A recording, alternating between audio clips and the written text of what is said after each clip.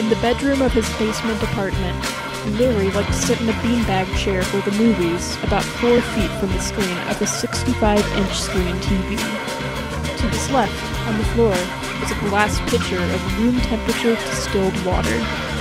To his right sat what he called his happiness combo. It had 2 components, a bag of circus peanuts marshmallow candy, and what he referred to as the Aunt Betty, a 16-ounce tub of Betty Crocker vanilla cake frosting with a layer of Aunt Jemima maple syrup poured on top of the frosting.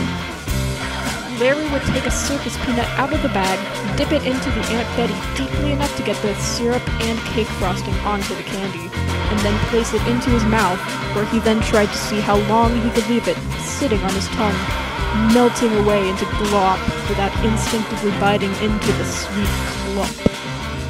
After a few enhanced circus peanuts had melted down Larry's throat, he would chug some distilled water to keep things plowing through his esophagus. Larry liked watching old silent movies because he could listen to music at the same time and be twice as entertained.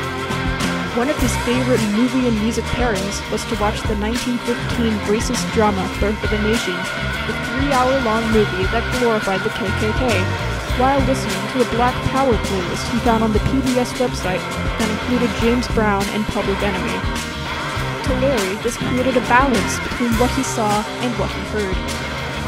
This is what he was doing when the bridge collapsed. He didn't hear about it for a while. For the Birth of a Nation Black Power event, he had his phone silenced. It was important to him that he sit through the whole 3-hour movie without getting up, only pausing twice to restart the music playlist every time it ended. The music was playing loudly enough that the thump of the bridge collapse about a mile away sounded to Larry like the usual sounds of one of the neighbors in the apartment upstairs pushing back a chair from their dinner table, or dropping a book onto the floor.